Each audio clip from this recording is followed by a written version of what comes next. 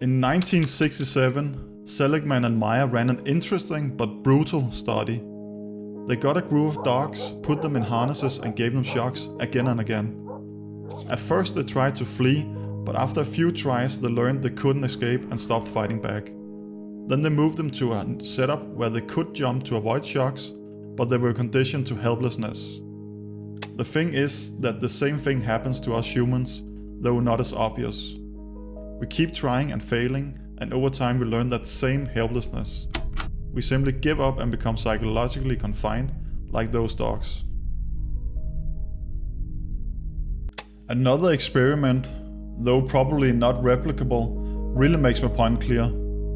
Researchers placed fleas in a lidded jar for 3 days, restricting their movement.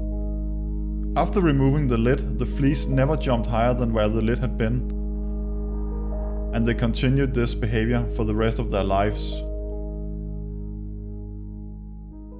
And that's the purpose of this video, to help you break out of the mold of depression.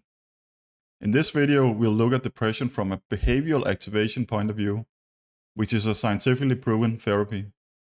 In psychology, it's universally understood that thoughts, feelings, and behaviors are intertwined. This, as the name suggests, focuses on behavior to improve feelings and thoughts, whereas metacognitive therapy would focus on improving thinking first and foremost. Kuiper's recent research shows that depression therapy has not improved in the last 50 years. What matters is the common factors like empathy and the therapeutic bond between therapist and client. So why should you choose behavioral activation if they're all equal? I think one of the strengths is that it's so simple, and it's actually so simple that a non-specialist like a nurse can deliver it effectively. So this will be a 2-part series where I'll take you through all the main tools of behavioral activation. But first off, let's start by exploring the case of Tony, a man struggling with depression.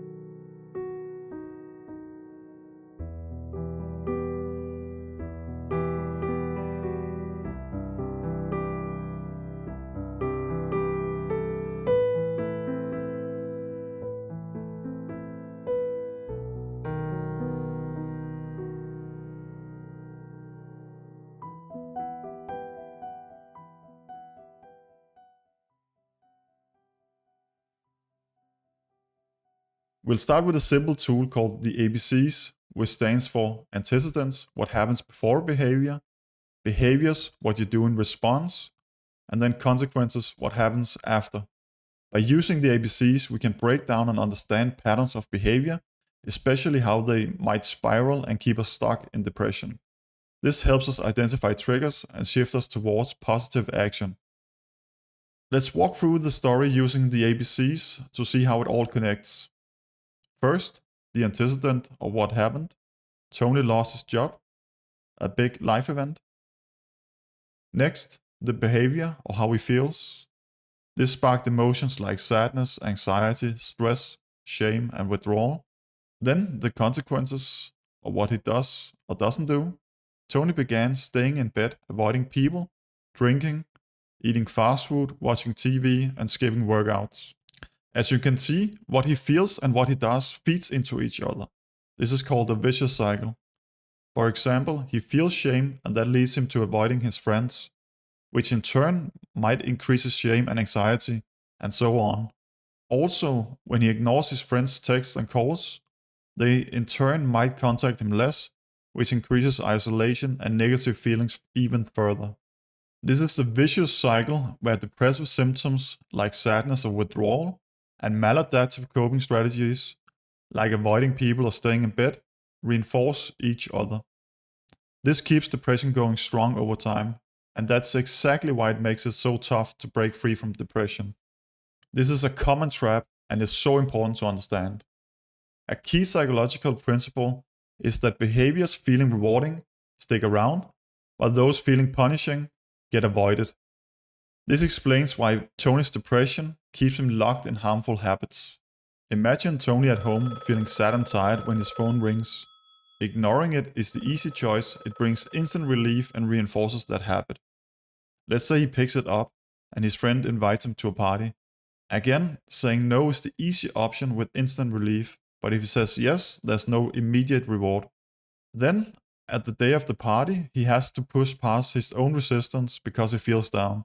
If he makes it and attends, he might actually have fun and enjoy himself, finally feeling a reward for going. As you can see, it's much easier to think short term, and reinforcing these tougher choices is incredibly hard, even though they are crucial for getting out of depression. And this is what behavioral activation is.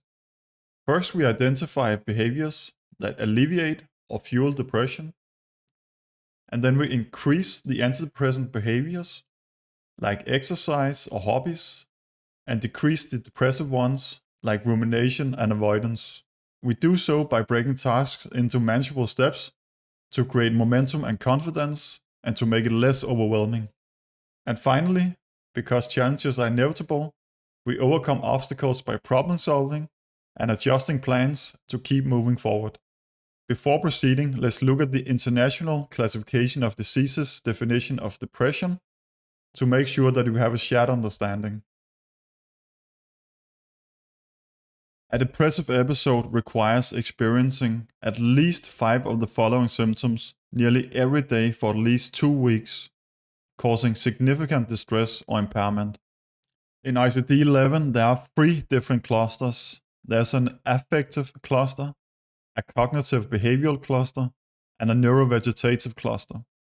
In the affective cluster, you need at least 1, and there is depressed mood, for example, sad, empty, hopeless, or irritable, or loss of interest or pleasure in activities. And then you need at least 4 from either or both clusters. So in the cognitive behavioral cluster, there is difficulty concentrating, feelings of worthlessness or guilt, hopelessness, thoughts of death or suicide. And then in the neurovegetative cluster, we have sleep disturbances, appetite or weight changes, psychomotor agitation or retardation, fatigue or loss of energy. And then it's important to mention that these symptoms should not be due to substance use, medical conditions, or normal bereavement, and they significantly impact daily life. Based on the clip, Tony shows clear depression, sadness, emptiness, and hopelessness. Loss of interest is implied. Feelings of worthlessness are present. Hopelessness is evident. No evident difficulty concentrating. No suicidal thoughts. Sleep disturbances are present. Fatigue is evident. No appetite weight changes observed.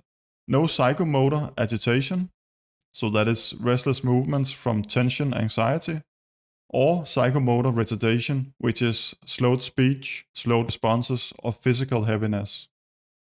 As you can see, depression can manifest in several ways, with anhedonia, the inability to feel pleasure, fatigue, and loss of motivation being very common. This explains why it's almost impossible to break the negative cycle and engage in meaningful activities.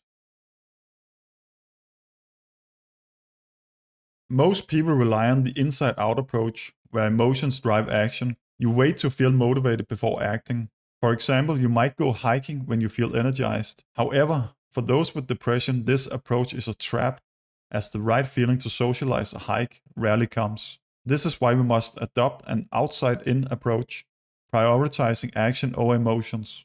It's the cornerstone of overcoming depression, realizing that we act to feel better, not vice versa, and we don't wait for motivation that never comes. It's hard, but that's why we break it into smaller, manageable steps to make it easier. This doesn't mean powering through. It's all about taking small, intentional steps in the right direction. For someone with depression, even getting out of bed can feel daunting. At first, these actions might seem unnatural, like a right-handed person awkwardly using the left hand to write with a broken arm. But with practice, they start to feel more comfortable, slowly boosting your mood and helping you reconnect with yourself. This brings us to the next tool, activity monitoring. It's a simple way to see how your daily activities or surroundings affect your mood. You might be stuck in depression and think, why bother tracking? I feel like shit all the time. But I think you'll be surprised to see how your mood actually fluctuates throughout the day based on what you do. By tracking these changes, we get a foundation to build upon, helping you increase the good habits and decrease the bad habits. There are 3 ways to track your habits. The first is hour-by-hour monitoring. It's super detailed, so you can see exactly how your mood shifts, but it can also be quite tedious. The next is block time monitoring, logging 3 to 4 hours at a time, and so it's less detailed, but also less overwhelming. And then lastly, we have time sampling, where we just log at set times during the week.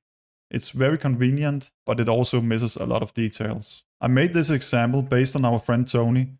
What he has logged is what he did, who he was with, and where, and then the emotion he felt and the intensity of this emotion on a scale of 1 to 10. If we look at Monday, we can see that he woke up at 9 o'clock and stayed in bed for a few hours, scrolling his phone and feeling depressed. He didn't do much all day and then stayed up late drinking beer and watching television, feeling lonely. On Tuesday, we see that he woke up at 10 o'clock and stayed in bed for a few hours, ruminating and feeling ashamed. Later he watched TV while scrolling social media.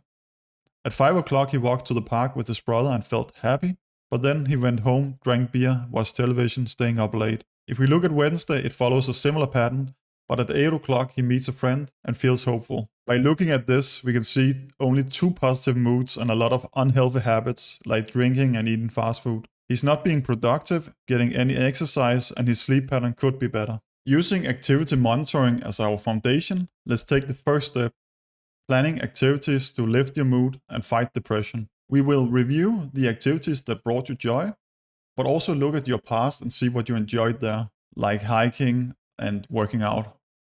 I'm sorry, but that will be for the next video. I hope you learned something. Thank you for watching and take care.